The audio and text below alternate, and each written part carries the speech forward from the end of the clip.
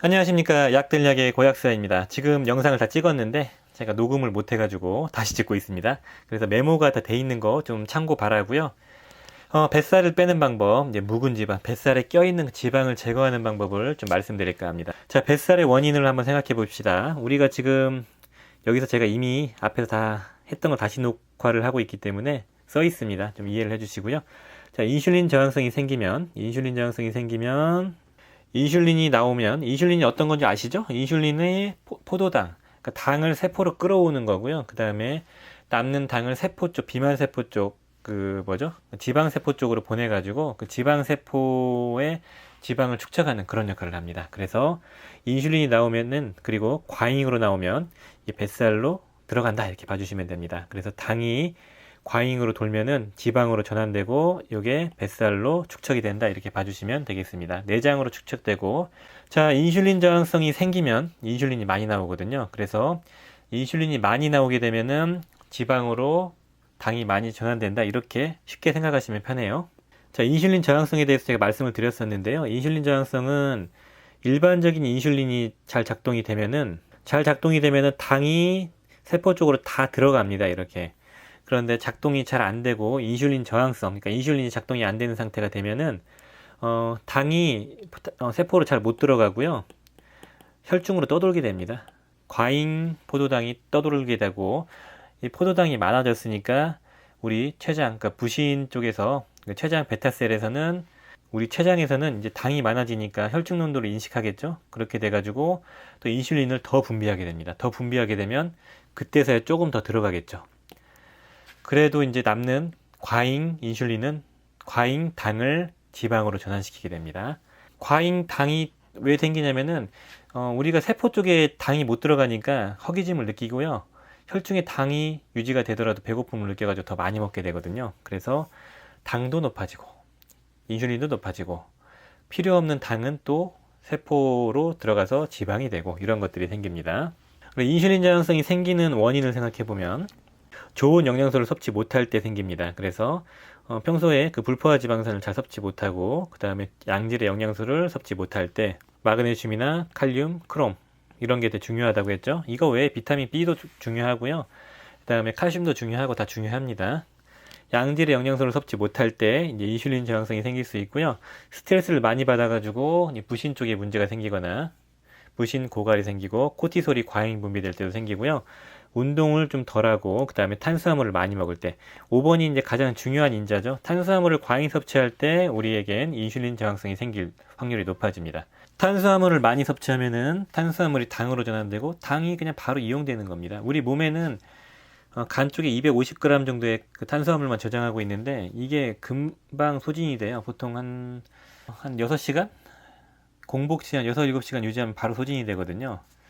그럼 바로 허기짐을 느끼게 됩니다. 그래서 또 먹게 되고, 이렇게 빨리 손안대는 게 탄수화물이고 빨리 에너지로 이용하는 게 탄수화물이기 때문에 탄수화물이 이제 가장 당으로 신속하게 전환되고 가장 빨리 이용되고 가장 인슐린 저항성을 높인다 이렇게 봐주시면 되겠습니다. 자, 탄수화물을 많이 먹게 되면 이런 과정을 거치는 거죠. 당을 높이고 인슐린이 많이 나오고, 인슐린이 많이 나오면 무뎌진다, 저항성이 생긴다 이렇게 봐주시면 되고요. 탄수화물과 단백질을 함께 먹으면 더 안 좋다고 하네요. 그래서 햄버거가 되게 안 좋은 겁니다. 햄버거를 먹으면, 그리고 특히 탄수화물과 단백질을 같이 먹으면 당을 급격하게 올려준다고 해요. 그래서 이렇게 똑같은 과정을 거치게 되고, 자, 단백질과 기름을 함께 먹는 경우를 따져봤을 때는 기름의 비율이 좀 높은 걸 추천한다고 합니다. 저탄고지, 키토제닉 다이어트 이런 걸 들어보셨을 거예요. 기름이 당을 많이 올리지는 않거든요. 그래서 기름의 비율을 높인 걸 드시는 게 좋다고 하고, 소고기가 마블링이 많이 들어간 그런 소고기가 그런 측면에서는 좋지 않을까 이런 생각을 하게 되고요. 자, 과도한 단백질, 야, 나 탄수화물 안 먹고 단백질만 먹을래 이러면 이제 문제가 생기고요. 단백질도 당 수치를 높이기 때문에 피하셔야 되고요. 그 다음에 자, 운동을 좀 하셔야지 이게 칼로리를 소모시키면서 당을 이용하게 되기 때문에 운동이 되게 중요한 인자고, 먹는 것 중에서 MSG도 당 수치를 높인다고 하고, 이건 전문가들마다 의견이 좀 다를 수 있습니다. 자, 그리고 안 좋은 식습관, 그러니까 밥을 규칙적으로 드셔야 되는데 아점 먹고 배고프니까 간식 먹고 저녁 먹고 야식 먹고 뭐 아침에 일어나서 뭐 먹고 뭐 이렇게 막 끊어 먹는 게 되게 가장 안 좋다고 합니다. 상식적으로 생각해봐도 그렇죠. 왜냐면은 계속 먹으면 계속 인슐린이 분비되고 고인슐린 상태가 유지가 되면 인슐린 저항성이 생기고 인슐린 저항성이 생기면 지방으로 당이 전환되기 때문이죠. 자, 인슐린 저항성이 우리 뱃살을 만드는 가장 큰 원인이다 이렇게 판단을 하고 있습니다. 개인적으로는요. 그렇기 때문에 인슐린 저항성이 내가 있나 없나 어떻게 알아요? 어떻게 알까요? 이런 의문을 가지실 것 같아가지고 말씀을 드리자면 병원에서는 이렇게 두 가지를 할 수 있어요. 혈중 인슐린 수치를 검사해가지고 혈중 인슐린 수치가 10 이상 의심을 하는 단계고요. 13 이상이면 저항성이 있을 수 있다 이렇게 보는 거고 HOMA, IR 이런 검사가 있거든요. 이건 별건 아니고 혈중 인슐린 레벨과 공복 시 당 수치를 계산해가지고 반비례 그래프를 그리는데 그 반비례 그래프에 어긋나면은 인슐린 저항성이 있을 수 있다라고 판단할 수 있거든요. 비교적 간단하고 정확하게 인슐린 저항성을 측정할 수 있기 때문에 병원에서 많이 검사를 한다고 합니다. 1번과 2번은 피 검사가 필요하기 때문에 병원을 가셔야 돼요. 그리고 일반 병원에서는 하지 못하는 걸로 알고 있습니다. 큰 병원 가시거나 기능학 하는 병원에서 의뢰를 해서 검사 결과를 보는 걸로 알고 있고요. 자, 그리고 이제 3번 알 수 있는 가장 흔한 방법은 대사증후군이 있냐 없나로 이제 판단을 한다고 해요. 대사증후군의 기준이 뭐냐면 고혈압이거나 당 수치가 높은 당뇨가 있거나 복부 비만이거나 아니면은 LDL 콜레스테롤이 높거나 HDL 콜레스테롤이 낮거나 이런 걸 보잖아요. 이 중에서 세 가지가 해당되면은 우리가 대사증후군 이렇게 얘기를 하는데 일단 대사증후군이 있으시면 우리는 인슐린 저항성도 있다고 보는 편입니다. 그렇게 전문가들이 얘기를 하고 있고요. 대사증후군이 있으신 분들은 나 인슐린 저항성이 있으니까 살이 잘 안 빠지겠구나. 지방이 축적이 잘 되겠구나. 이렇게 잘 아시면 됩니다. 그리고 이제 이 중에서 이제 특히 당 수치가 높은 건 당연히 당뇨가 있는 거니까 인슐린 저항성이 있다고 보는 거고요. 두 개를 빼면은 요거 복부 비만이 있으시면서 LDL 콜레스테롤이 정상 이상 150 이상이신 분들은 거의 인슐린 저항성이 있다고 보셔야 됩니다. 그러니까 배가 나오신 분들. 그러니까 우리가 일반적인 정상 성인이 한 90cm 정도 남녀가 다르겠지만 허리둘레가 그 정도일 때 복부 비만 이상일 때 복부 비만이라고 하잖아요. 복부 비만이 있으시면서 동시에 LDL 콜레스테롤이 높다 이런 분들은 나 인슐린 저항성이 있어 이렇게 아시면 됩니다. 그런 분들일수록 더 노력을 해야겠죠. 인슐린 저항성을 또 알 수 있는 또 다른 인자들을 보면은 뱃살이 앞에서 말씀드렸지만 가장 중요하고요. 탄수화물 중독이 인슐린 저항성이랑 똑같거든요. 왜냐면은 탄수화물을 먹어도 우리가 포도당을 세포에서 이용하지 못하기 때문에 탄수화물을 계속 갈구하게 되거든요. 단 걸 갈구해요. 그렇기 때문에 탄수화물 중독 이꼴 인슐린 저항성 이렇게 보시면 됩니다. 자, 지금 제가 어떤 특정 제품을 샘플을 받아가지고 그 샘플을 먹어보고 있어요. 그게 장 청소와 그리고 체지방 감량시켜주는 그런 제품인데 지금 2주차 들어섰고요. 2주차 동안 열심히 먹고 있는데 일단 감량이 좀 됐습니다. 복부 비만도 좀 빠졌거든요. 근데 물론 이제 그것만 먹은 게 아니고 그거 먹으면서 동시에 제가 아침 식사를 안 하고 보통 안 하거든요. 저는 중학생 때부터 아침을 안 먹었거든요. 20년 넘게 아침을 안 먹었는데 사는데 지장이 없었고 살만했거든요. 그냥 배고픈 것만 좀 불편할 뿐. 그래서 저는 아침에 간식을 좀 많이 먹었죠. 그런데 이번에 그 샘플을 복용하면서 이제 아침 간식을 아예 끊었습니다.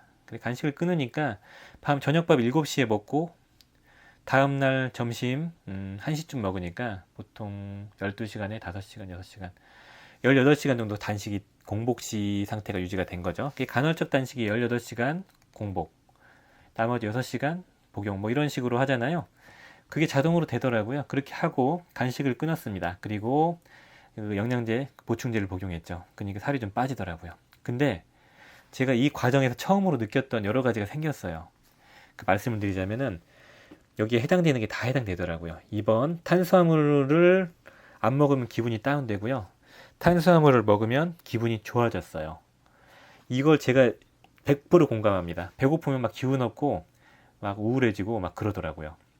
간식을 안 먹으니까요. 그래서 3번 단 거를 갈망하게 된다. 이것도 제가 100% 공감했던 게 단 거를 안 먹으니까 막 죽겠더라고요. 그래서 약국에서 판매하는 젤리, 애기들 거 젤리를 막 보면 먹고 싶고 막 침 흘리고, 그리고 제가 보충제로 복용하고 있는 그 비타민 C 젤리를 너무 먹고 싶고 막 손이 떨릴 것 같은 그런 느낌이 들고 정말 힘들더라고요. 이걸 보니까 나도 인슐린 저항성, 그러니까 탄수화물 당 중독이 있구나를 알았습니다. 여러분도 한번 해보시면 아실 겁니다. 근데 인내로 좀 버텨야 돼요, 이건요. 근데 일정 시점 아침에 일어나가지고 한 7시쯤 일어나서 이때가 되게 배고프긴 한데 한 템포만 지나가면 괜찮아요. 한두 시간만 참으면 보통 9시, 10시 되면은 배고픈 게 사라집니다. 4번, 배고플 때 어지럽고 막 건망증이 생기고 머리가 안 돌아가고 막 두통이 생기고 머리가 무거워지고 이런 게 생기거든요.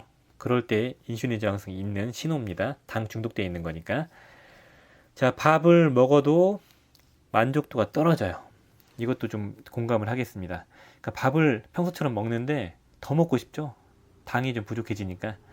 그래서 막 간식을 막 갈구하게 되고 밥 양이 막 부족해진 것 같고 막 떡이나 빵을 막 먹고 싶고 밥을 방금 먹었는데 그런 느낌이 막 생기더라고요. 그래서 밥 먹고도 허기짐을 막 느끼게 됩니다. 다이어트 해보신 분은 아실 것 같네요. 인슐린 저항성이 있다 이런 분들은 봐주시면 됩니다. 자, 인슐린 저항성이 장기간 지속되면 어떤 부작용이 생기나 또 한번 보겠습니다. 앞에서 다룬 내용인데 그만큼 중요하기 때문에 한번 다뤄보겠습니다. 인슐린 저항성, 인슐린 혈중 수치가 높아지고 저항성이 생기면 일단은 지방의 합성량이 늘어나기 때문에 콜레스테롤 수치가 높아지고 그 다음에 포도당 당 수치가 혈중에 높아지죠.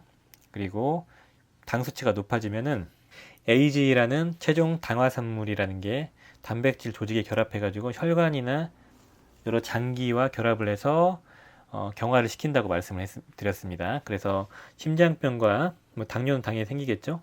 지방간도 생기고요. 그 다음에 뇌졸중도 생기고 치매 같은 것도 유발될 수 있고요.